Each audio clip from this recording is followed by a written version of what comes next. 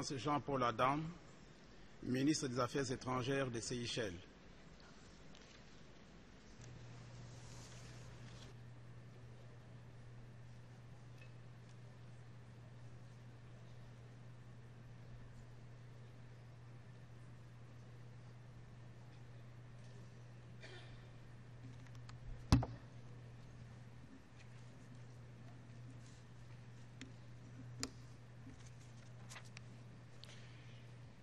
Your Excellency, Excellence, Monsieur le Président, Excellences, Mesdames et Messieurs, c'est un honneur pour moi que de commencer par féliciter Son Excellence Monsieur Sam Kutesa à l'occasion de son élection à la présidence de la 69e session de l'Assemblée générale. Dans la même veine, je tiens à féliciter également Son Excellence Monsieur John Ash de sa présidence au cours de la 68e session de l'Assemblée générale de l'ONU. Monsieur le Président, Excellences, Mesdames et Messieurs, cette année marque le 100e anniversaire de la Première Guerre mondiale. Nos grands-parents, en 1918, avaient appelé cette guerre la der des der, car ils savaient, comme nous le savons aujourd'hui, qu'il n'y a pas de société qui puisse aspirer au développement d'une meilleure façon que dans la paix. De nombreux Seychellois à l'époque ont donné leur vie pour défendre cet idéal. Malgré le fait que nous soyons un des pays les plus petits du monde et géographiquement éloignés des centres du pouvoir et des centres de conflit, notre peuple a toujours su que nous ne pouvons pas être en paix si le monde n'est pas en paix. Je saisis cette occasion pour saluer ceux qui ont fait le sacrifice ultime en ces temps difficiles. Et je veux saluer les insulaires qui ont montré, aussi petits soyons, nous pouvons apporter une contribution importante. Les événements turbulents qui se sont déroulés au cours de 2014 sous nos yeux, toutefois, nous ont montré très clairement que le monde n'est pas en paix.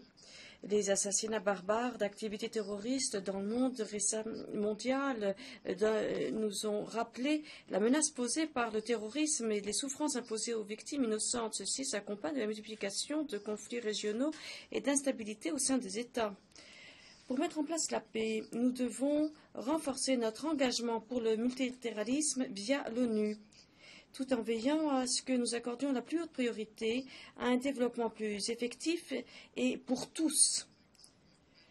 À cet égard, je vous félicite, Monsieur le Président, d'avoir placé la discussion du débat cette année sous la bannière du thème « Réaliser et mettre en œuvre un programme transformateur de développement pour l'après 2015 ». Les Seychelles sont fiers d'avoir atteint la plupart des OMD et continuent d'imprimer un élan encore plus grand pour veiller à ce que les défis restants soient traités d'ici 2015.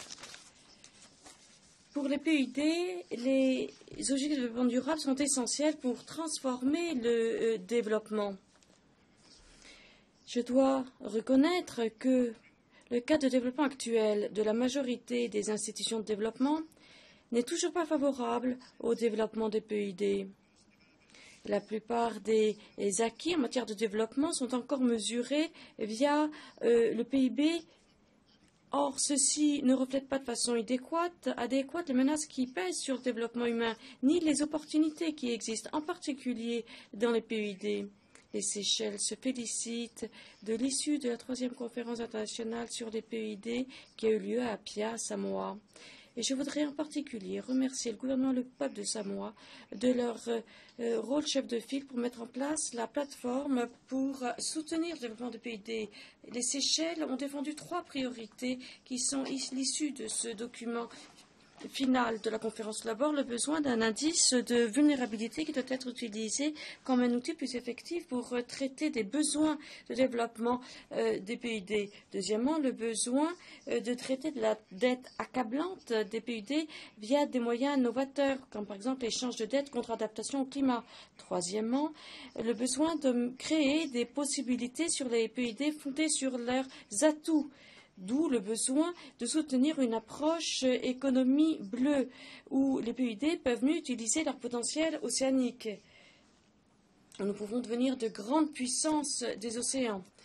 Monsieur le Président, Excellences, Mesdames et Messieurs, ces 3 priorités ne sont pas seulement propres aux PUD.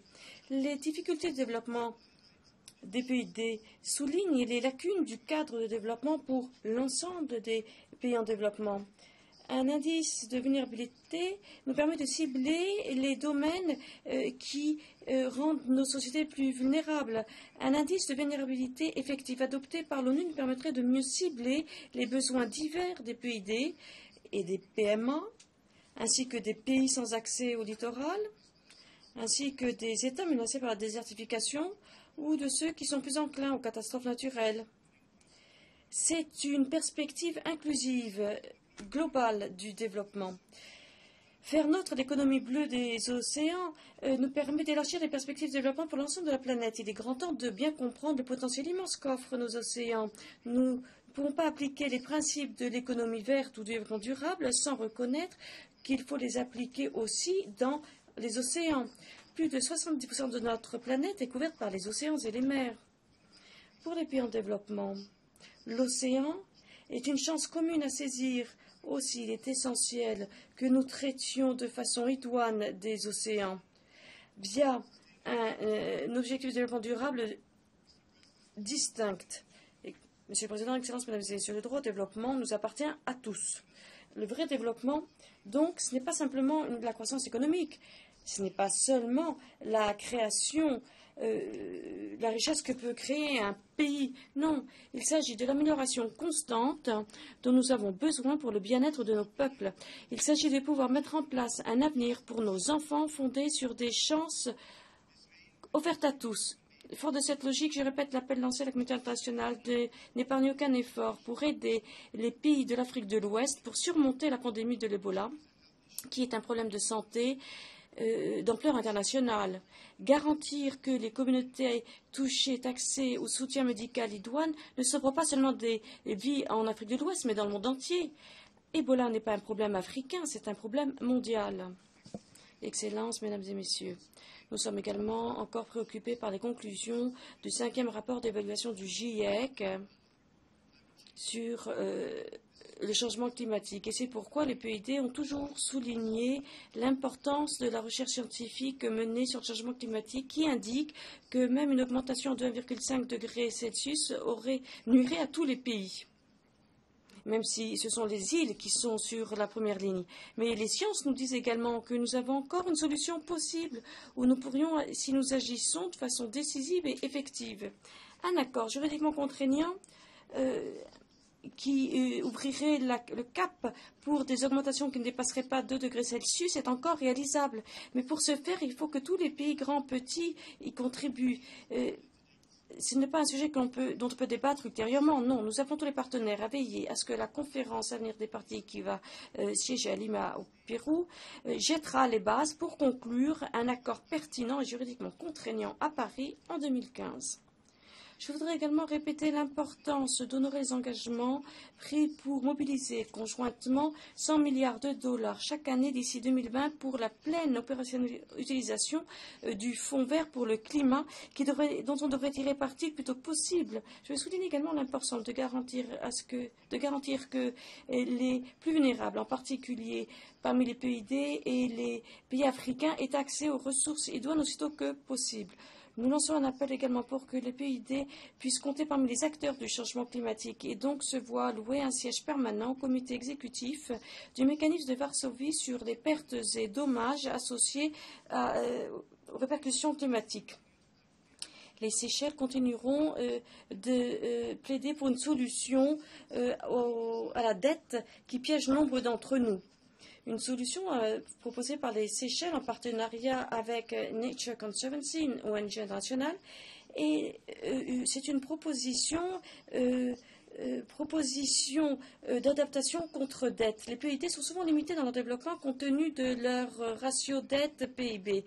Transférer la dette en des projets d'adaptation répond aux besoins des PID pour avoir plus de souplesse en termes de politique pour relever les défis de développement, tout en ayant un véritable impact pour mettre en place la résilience face au changement climatique et pour créer des zones maritimes protégées. Un tel concept fournira également un financement pour le changement climatique, pour financer les projets d'adaptation tout en réduisant les obstacles financiers pour les PID. Président, Excellences, Mesdames et Messieurs, face aux défis de sécurité, de crimes transfrontaliers, de l'extrémisme, les Nations unies doivent se reformer profondément et s'élever au-dessus de ces divisions pour aider à bâtir un monde où l'être humain doit vivre où qu'il se trouve, dans la dignité, à l'abri du besoin et de la peur. Plus que jamais, il est nécessaire d'encourager la recherche de solutions collectives aux phénomènes de toutes sortes qui fragilisent l'équilibre de notre monde. C'est là le sens de toute l'action de mon pays. Les Seychelles sont en effet prêtes à relever des défis du XXIe siècle dans un esprit d'ouverture et de dialogue avec tous les peuples, pour un monde de paix et de fraternité humaine. Nous nous y employons en Afrique, notamment dans l'océan Indien, afin que cette zone s'assimile à un espace de développement partagé, pacifique, démocratique et prospère. Monsieur le Président, l'océan Indien est reconnaissant aux Nations unies et les Seychelles remercient encore une fois ces différentes institutions spécialisées, ainsi que nos divers partenaires, pour le rôle inestimable que les uns et les autres ont joué et jouent encore dans la lutte contre la piraterie maritime qui a déjà laissé un profond impact sur nos plans de développement. Les statistiques montrent qu'aujourd'hui, il y a une réduction de la piraterie maritime. Mais cela ne signifie guère que la menace a disparu.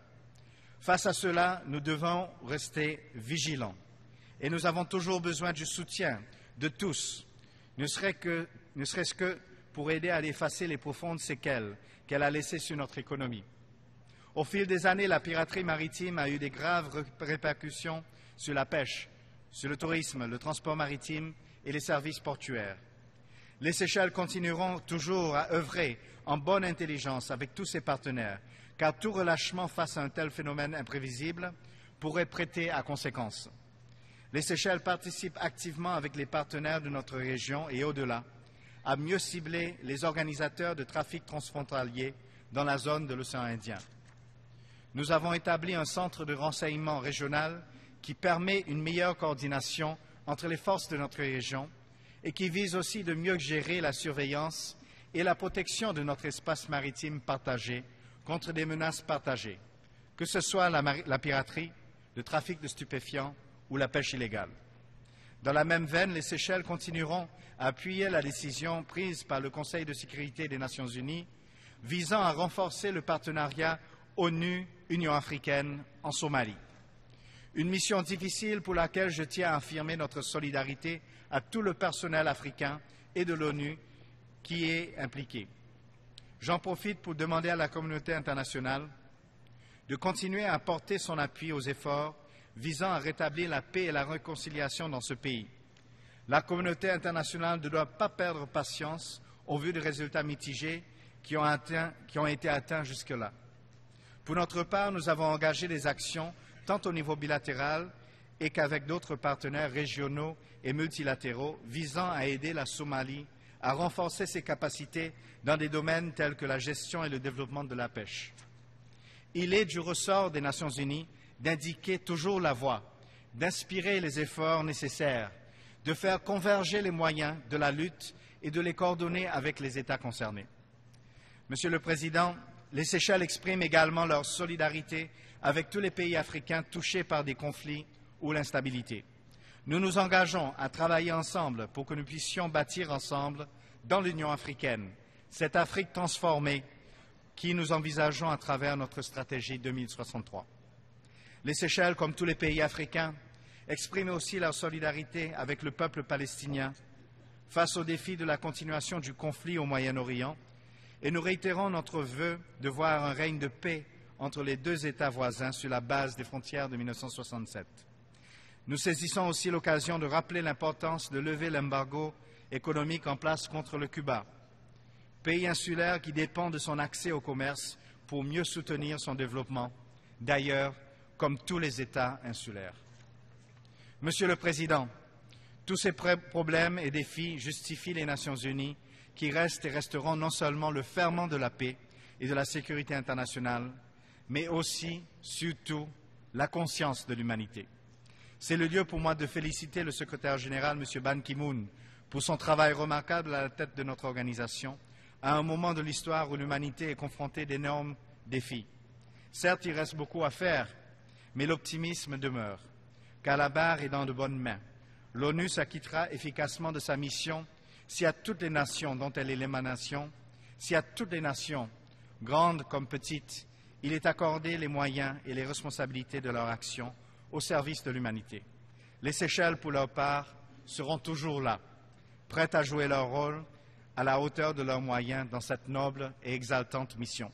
Je vous remercie.